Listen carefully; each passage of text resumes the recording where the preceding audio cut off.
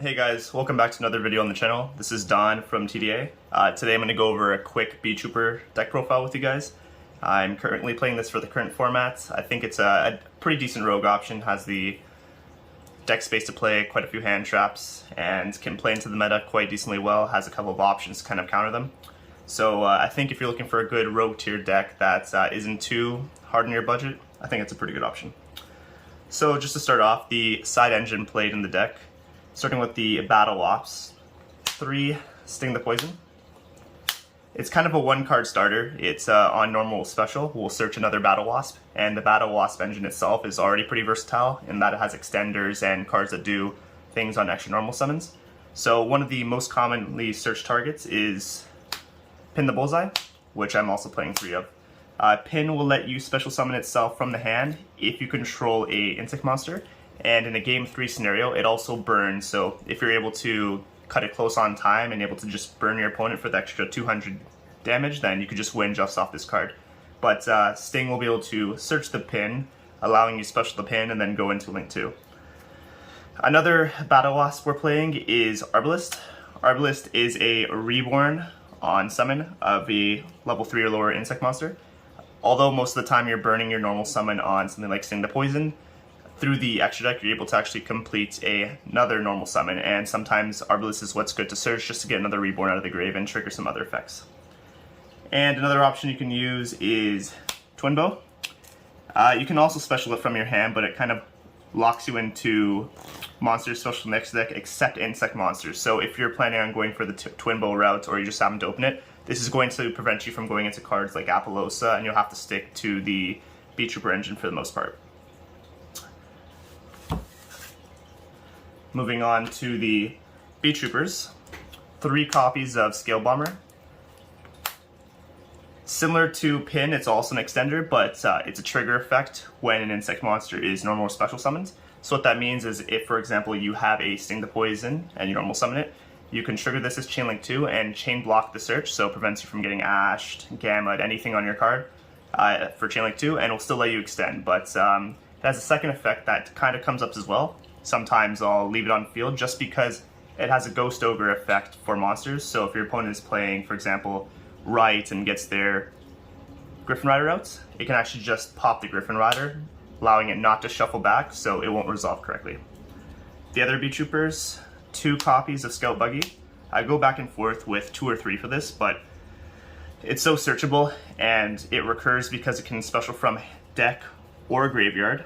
Or your hand. That one doesn't really come up, but the deck or graveyard, so if I get one here, I reborn it out, can just get it right back out. The other Beetroopers, 2 copies of Stinglancer. I really like Stinglancer this format. It has a DD Crow-like effect. If I'm going second and I'm playing into Despia, for example, it targets 1 card in my graveyard and 1 card in my opponent's graveyard and shuffles it back to special summon itself as a quick effect. So I can search this mid-combo, or even if I open it, and save it for the Brandon and Red. As soon as they target Tragedy or whatever they have in the graveyard, I can chain this to it, shuffle it back, and it won't resolve, plus it'll get the summon. On summon, it also searches a Beetrooper spell or trap, allowing me, if I'm going second, to access another extender through the spell card, or if I'm going first, to access the counter trap, which I'll show off later, for a little bit more interruption. Some other targets we're playing are the Heavy Beetrooper, Mighty Neptune, and Assault Roller. They kind of do similar things. They special by banishing, and they special by shuffling back banish. So depending if you're in the grind game and you've banished a lot of your Beetroopers, you can special the Neptune by shuffling some stuff back. It's a big beater, it comes up quite a bit, so you'd be surprised how many times just sticking a 3k body on the field becomes a little bit difficult for your opponent to out. On top of that, during the end phase, it constantly pumps up one of your bees or one of your insects, and just your opponent not being able to out it and leaving that big body in the board comes up quite a bit. So the spells and traps I mentioned earlier, it's 2 copies of Descent and 1 copy of Flying Sting. You don't really want to open the Flying Sting just because it's searchable, and even if especially if you're going second, it's pretty much becomes useless, but 1 copy because it actually has the ability to set itself again, similar to Salamangreat Great Rar, except it does not banish when it leaves the field. So just the recurability of that, if you're able to leave that for that's link 4 on the field. It comes back and your opponent constantly has to play through that interruption every turn. The Beetrooper Descent is just another extender. It doesn't come up too often, but if you have a 3k body on the field, it also MSTs as well. So just being able to pop some back row and play a little bit into the Mystic Mine matchup is pretty good as well. And now for the real reason the deck is played. 3 copies of Resonance Insect. We all love old cards, and this is one of the best ones. It is not once per turn and has 2 amazing effects. When it's sent to the graveyard, it'll search. When it's banished, it'll foolish. And we all know searching and foolishing are probably 2 of the greatest effects we have in the game, other than specialing from deck. And just being able to resolve this multiple times in your turn through normal summoning it, through your extra deck access, through Pika Felina, is just quite insane. And it's definitely a 3 of because it comes up in the grind game and you really just want to see this card. Another great card to see, 3 copies of Retaliating Sea. I don't have this in the hand trap version or the hand trap part of the deck profile just because this is also an engine piece. It comes up quite a bit that when your opponent activates a spell card that has an effect to special summon a monster, so for example Branded Fusion, Shaddoll Fusion, anything like that, you can special this and then it becomes a macro on field until it leaves the field. And when it does leave the field, it searches a Earth Insect monster with 1500 less attack, which, for example, Resonance Insect has 1500 less attack, and it's also an Earth. So just being able to open this, provide interruption against your opponent, and on-field macro, which is already crazy. It's one of the greatest ways to prevent opponents from playing, so that's why macro's at 1. And being able to search the main combo piece, or the main starter in your deck, is quite crazy. So definitely a 3 of. A couple of 1-ofs for the deck that I'll go through as well. Goki Pole, Doomdozer, and Shiny Black Sea Squatter. So Goki Pole is accessed through the banishing of Resonance Insect. You'll Foolish this, and then on Foolish, it'll have the effect to send another insect monster, and you kind of have some options there, and that's where the Sea Squatter comes up. You can, sorry, not Foolish, you can add. So you could either add, for example, the Assault Roll that I mentioned earlier, but if your opponent has something on the field with 2k or more attack, you can search the Sea Squatter, special it, and pop. And this is all 1 effect. So if your opponent does not respond to this effect, they cannot chain to the pop. And a lot of people will get surprised by this as they can't react, and it just gets something big off the field without them even be able to stop it. You can also play Twin Needle. It's really old cards that don't actually have it, but Sea Squatter is fine as well. A lot of cards that will be problematic will be 2k, but having the lower attack monster does help as it gives you more options of what you can pop in your opponent's field. And finally, the Doomdozer. This card's kind of crazy. Being able to search it off the Resonance Insect and then allowing you to keep extending as it specials itself by banishing the Resonance Insect makes it so that this kind of gives you access to your whole Resonance Insect combo line.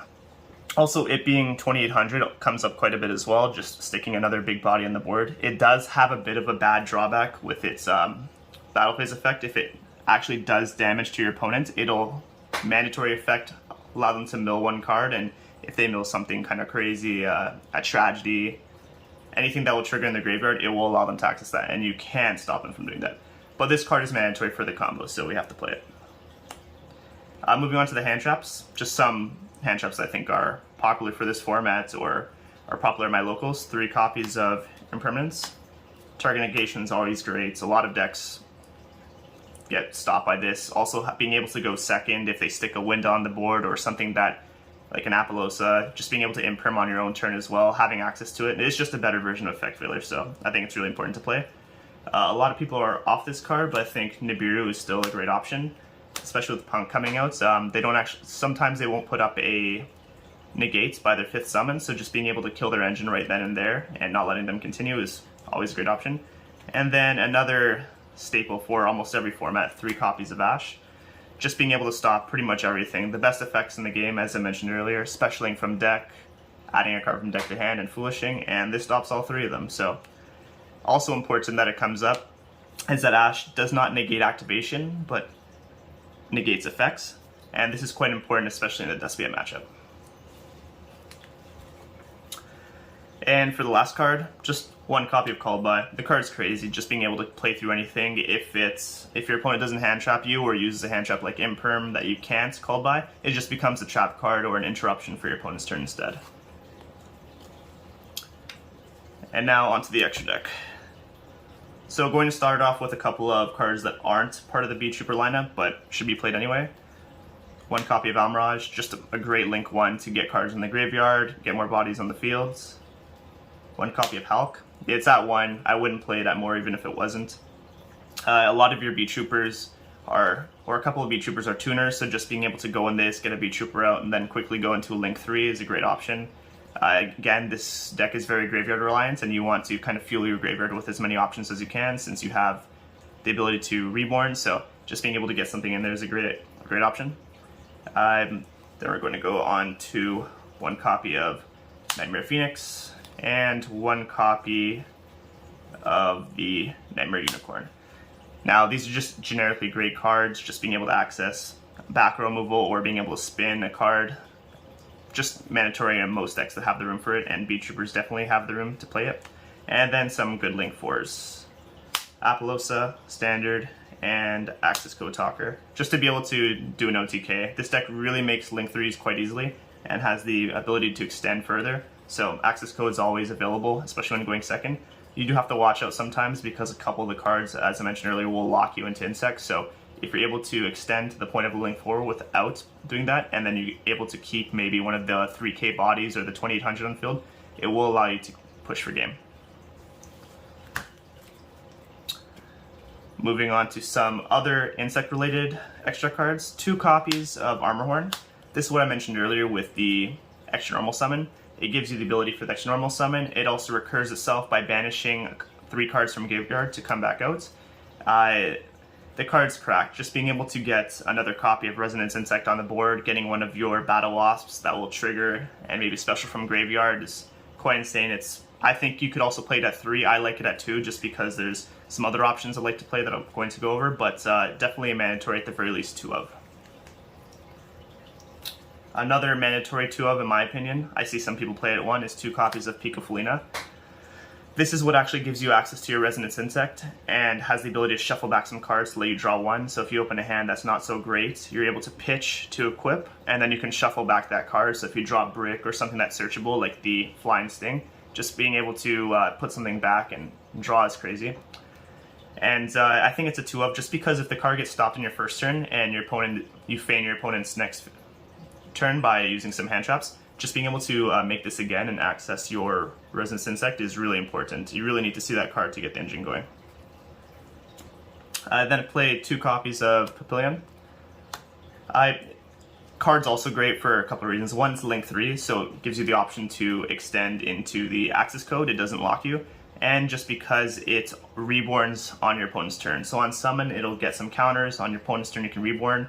And it gives you the option to reborn some of the Beetroopers or some of the Battle Wasps that have negate effects. So Sting the Poison has the effect to tribute and target negate. And the Beetrooper Scale Bomber is the Ghost Ogre that I mentioned earlier. So you can access whatever you need to counter your opponent at that point. You just stick it on the field. And a lot of people don't actually pay attention to that effect, and it does come up.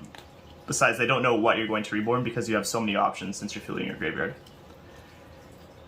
And the last insect link, Invincible Atlas. It's a pseudo towers, I would say. Its main effect that really comes up a lot is being able to tribute 1 and special 1 Beetrooper from your deck.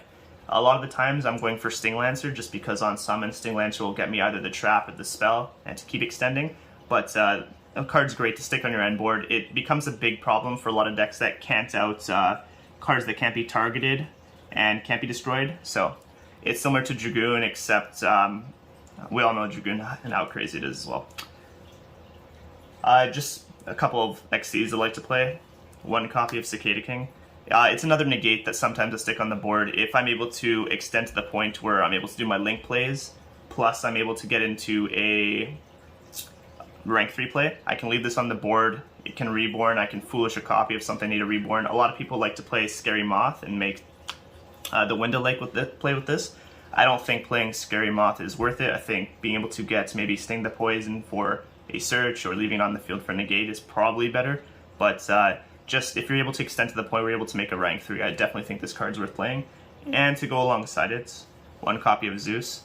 If the Cicada King is able to stick on the board and still has material under it, being able to slap a Zeus on the board and just clearing out your opponent's field if they playing a back row deck or anything that would need to be non-targeted, has non-targeted removal, it just really comes up a lot. You'd be surprised how many decks just lose to 1 clear of Zeus on your turn 3. Plus, since Beetroopers are so recurable, just being able to 1 card start again right after this, or normal summoning a Resonance Insect and then sending it and doing your combo all over again, just having access to it's quite insane.